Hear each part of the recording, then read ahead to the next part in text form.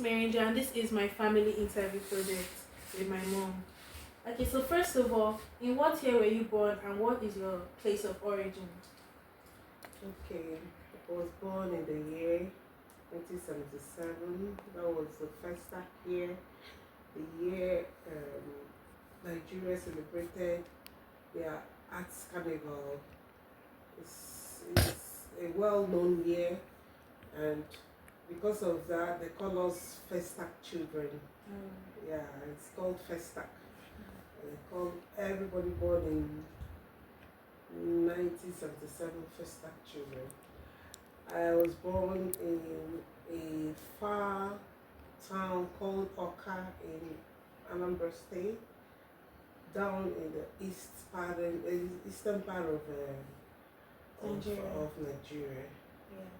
West Africa. Okay, so tell me a little bit about your family's background and upbringing. Okay, my family background was not too luxurious, yeah. Especially at the beginning part of our life, my father and my mother, we were just four in the family of four, my mom, my dad, and my sister. Me being the last, and after me there was no other child, so we had a very small unit family. But even that we were small, things were not so easy. It was my daddy was the only one working. Then he was a tailor in a remote part of the village where we come from, while my mommy was being trained as a teacher. So things were not so easy. We struggled to live. Even me, I was born because there was no money to to go to a hospital. I was born in a local maternity, owned by a local midwife. Because of poverty we were going through then. So I thank God I was born well, no defects. Okay, so having said that, my upbringing was not too luxurious, but as time went on, when my mommy got a job as a teacher, things started getting better. We were able to afford certain things. She was she was a strong woman. She made sure we didn't lack anything. She virtually turned me and my sister to be guinea pigs. Started using us as experiments, having graduated from teachers training college. She made sure she taught us, even the ones we don't need to know in school. She went so far to teach us a lot of things. All the practical was on us, and it made me and my sister to be super intelligent. We were like going ahead of others in class.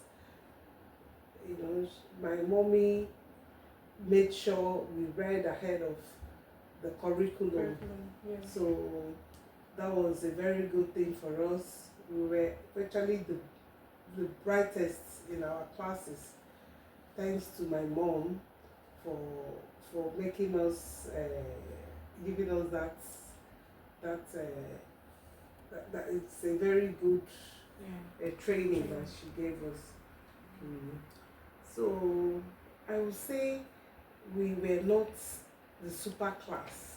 At a time, being a civil servant, the salary was a little bit okay. We were just at the low average level. So that's all I can say about our upbringing. Yeah. Okay, so are there some certain responsibilities given to women in your community differently from men at that time? Yeah.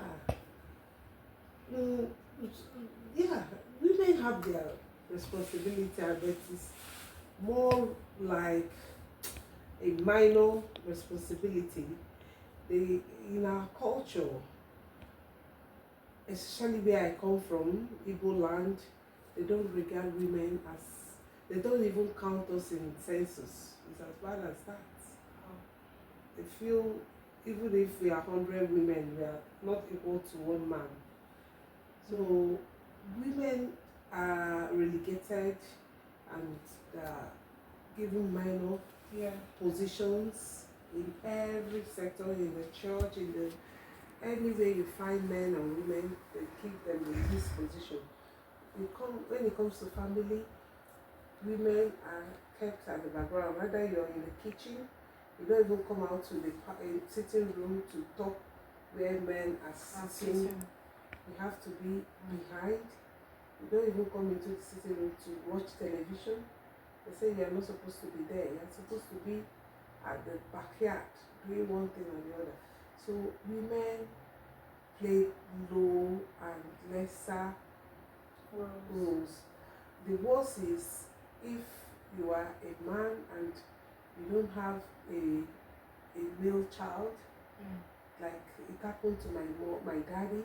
My daddy didn't have a male child, and that was one of the things that he faced as when he was alive. He was never recognized. He was talked down on in meetings. So they hardly asked for his opinion in gatherings where other men are. They made him feel he has not landed. His brothers were there waiting for him to die to take over everything. Yes, because in our place, when you're a woman, you get nothing from the parents. It's the man, because the male child. yes, it's only the male child. So me and my sister, I didn't mention that. That was one of the challenges we faced while growing. The way we were treated, even by our uncles and my daddy's relatives. Even some will even say to our face, women that we don't have a place in the village. In our father's compound. They even told us to our faces in so many occasions. Those things were not too good for developing children. Me and my sister saw it as a very traumatic thing because it made us start feeling less. We started getting depressed along the line. Me and my sister will always go on our own. We hardly mingle with the other families that have men.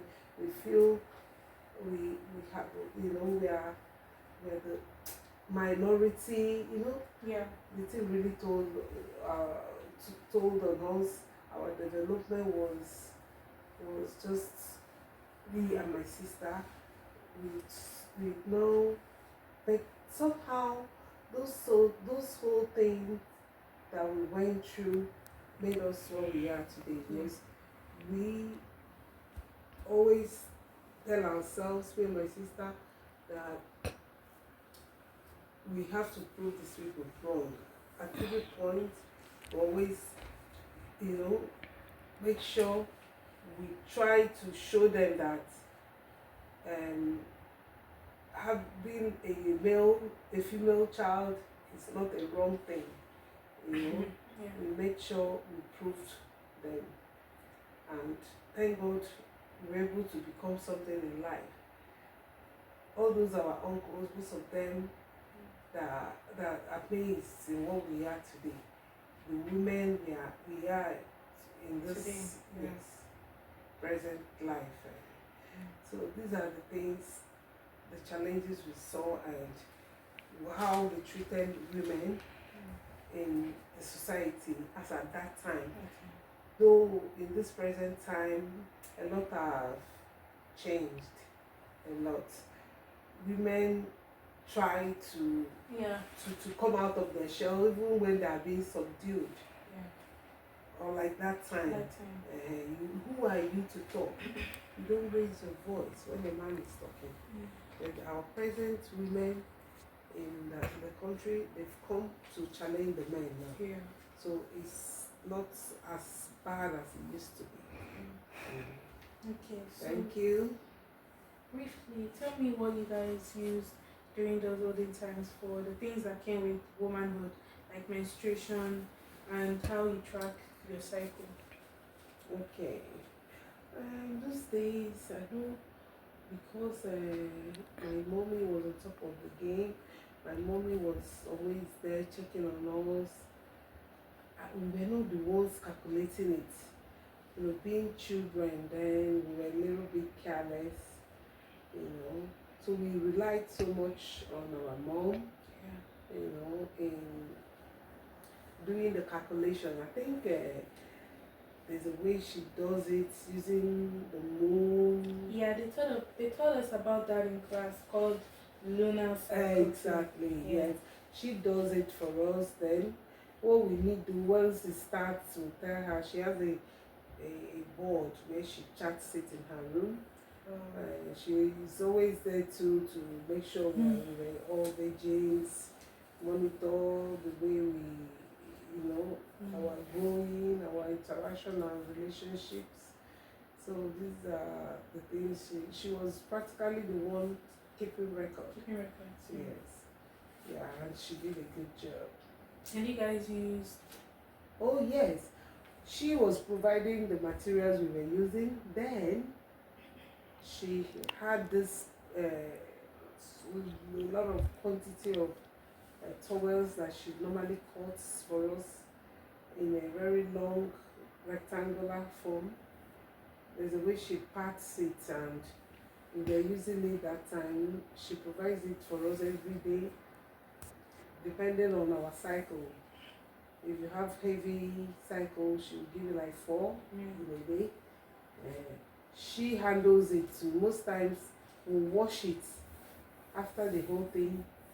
We wash it. We still give it to her. She will now wash it and sterilize it. It was not a good sight, you know, washing blood, you know.